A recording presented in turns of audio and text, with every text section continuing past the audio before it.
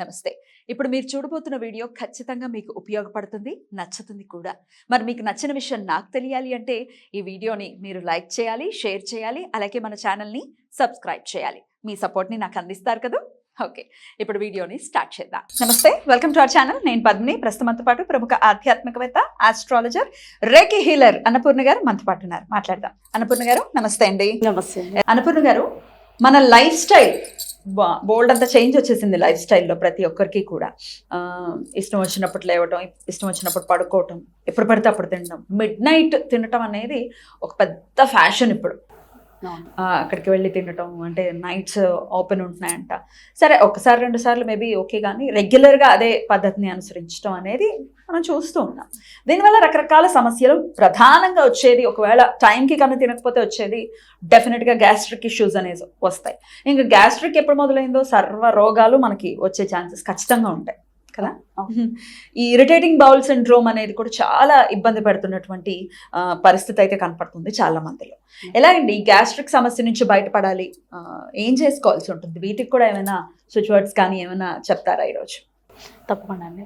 ఎందుకంటే మనం ఆల్రెడీ ఇదంతా కూడా మనం వేదిక పరంపరలో వెళ్తున్నాము. సింపుల్గా, స్వీట్గా, చాలా తక్కువ టైంలో చిన్న సెంటెన్సెస్తో హెల్త్ని బాగా చేసుకుంటున్నాం. చాలా వరకు కూడా వర్కౌట్ అవుతున్నాయి.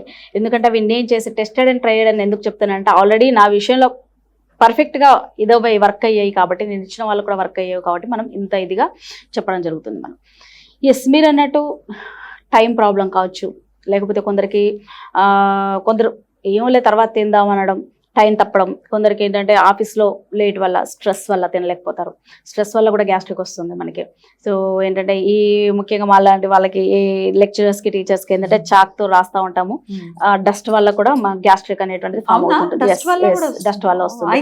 కెమికల్ ఫీల్డ్ లో ఉన్న వాళ్ళకి కూడా చాలా ఎక్కువ ఉంటుంది వాళ్ళకి. ఎందుకంటే తిన్నా తినకపోయినా హెవీగా ఉంటుంది, పొట్టంతా కూడా చాలా హెవీగా ఉంటుంది. మనకి కూడా ఒక్కొక్కసారి ఏమవుతుంది అంటే, ఏదన్నా కొంచెం తనగానే హెవీగా ఉండడం, మనం అంటే రకరకాలుగా దిష్టి తగిలిందో లేకపోతే ఇంకేదో అంటే మొత్తం మీద ఇరిటేటింగ్ అయితే ఉంటాం. పొట్టంతా ఇరిటేటింగ్ గా ఉంటుంది. అసలు ఏమి తిరగకపోయినా ముందుకు ఉబ్బినట్టుగా ఉండడం, బ్లోటింగ్స్ ఉంటాయి. సో మళ్ళీ ఇదంతా కూడా పొట్ట అనీజీనెస్ అనేటువంటిది మనకు తెలుస్తుంది. ఎందుకంటే ఆ టైంలో నడవలేము, కూర్చోలేము, పడుకున్నా కూడా ప్రశాంతంగా పడుకోలేరు. ఇవన్నీ కూడా మనకు సిమ్టమ్స్ మనకి తెలుస్తుంటాయి. ఎస్, నవేడేస్ ఇలాంటి ప్రాబ్లమ్స్ అన్ని కూడా మనం ఫేస్ చేస్తూ ఉన్నాము.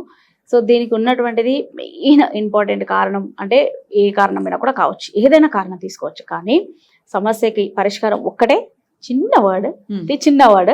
అది ఆల్రెడీ నేను ఏది చెప్పినా నేను చెక్ చేసుకోమని, లైవ్ లో చెక్ చేసుకోమని చెప్తాను. అంటే మామూలుగా మీరు అంటూ ఉండండి, ఆల్రెడీ మీకు ఇది చూసుకుంటూ మీరు అడినా కూడా డిఫరెన్స్ డెఫినెట్ గా తెలుస్తుంది మీకు.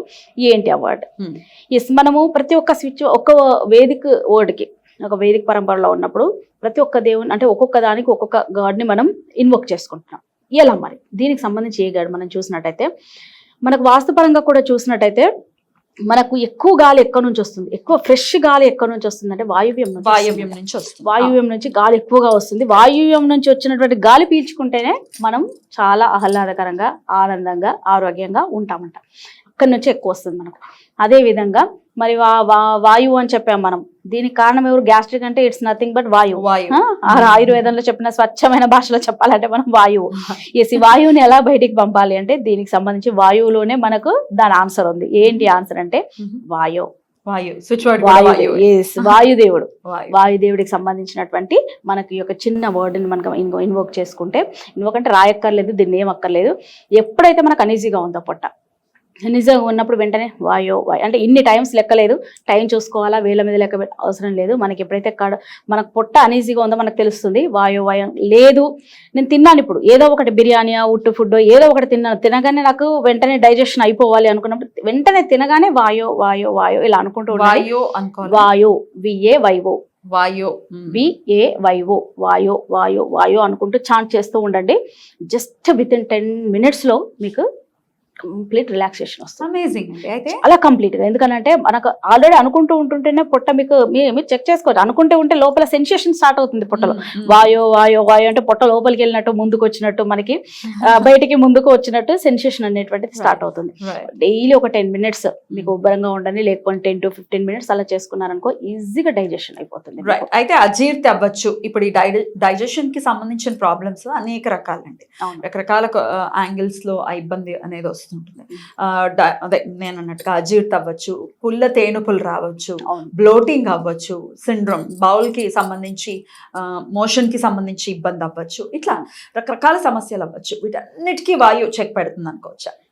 గ్యాస్ట్రిక్ కి మనం వాయువు వాడచ్చు. ఈ bowel syndrome, irritating bowel syndrome అన్నాం అంటే కొందరికి తినగానే అసలు ఏది తిన్నా వెళ్ళగానే వాళ్ళు మోషన్ వెళ్ళి రావాలి, అలా వెళ్ళొస్తేనే వాళ్ళకి ఇంకా ఇదవుతుంది. సో అందుకే చాలా వరకు జర్నీలో వెళ్ళే వాళ్ళు పాపం తినరు, ఇలాంటివి ఉంటాయి. అంతేకాకుండా లేడీస్ కి మెయిన్ ఇంపార్టెంట్ ఏంటంటే ఈ ఫర్టిలిటీ ఇష్యూస్ ఉంటాయి. అంతేకాకుండా గ్యాస్ట్రిక్ సంబంధించిన ఇష్యూస్ తో పాటు ఏముంటుందంటే వాళ్ళకి యూట్రక్స్ రిలేటెడ్ సంబంధించిన ఇష్యూస్ ఉంటాయి. చిన్న చిన్న ఫైబ్రాయిడ్స్ కావచ్చు, సిస్ట్ కావచ్చు, ఏదైనా ఫామ్ కావచ్చు.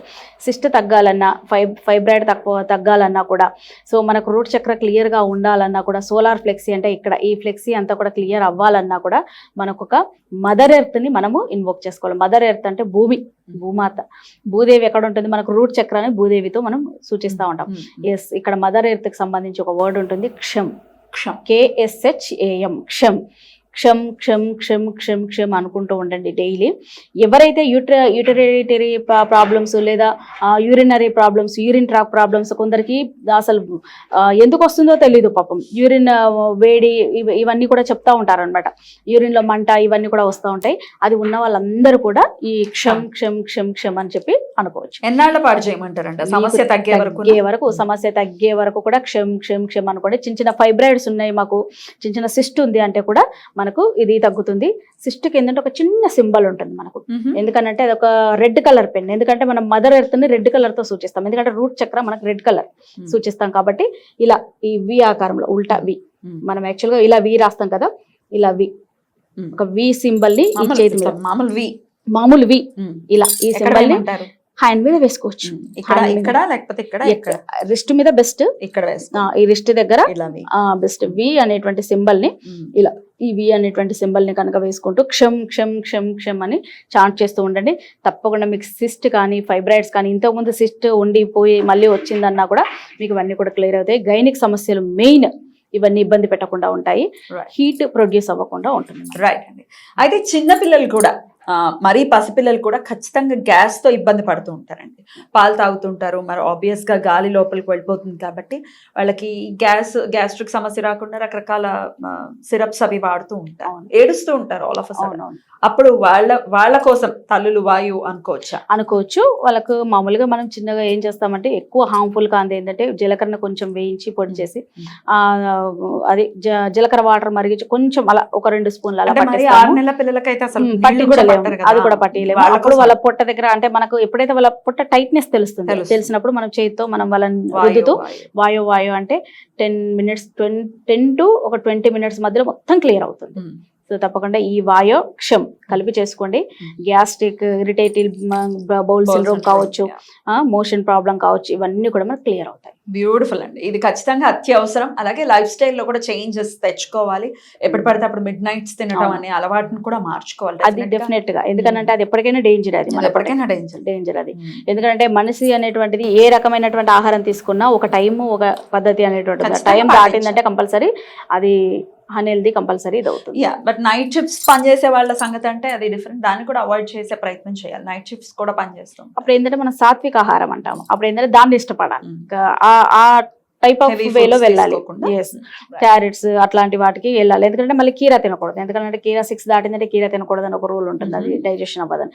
సూర్యుడు అస్తమిస్తున్న టైంలో, అస్తమించేటప్పుడు మనం కీరా ఎప్పుడు కూడా అవాయిడ్ చేయాలి, కీరా తినకూడదు. రైట్ అండి, చాలా చక్కగా మాకు వివరించారు. Thank you so much Annapurna గారు. నమస్తే.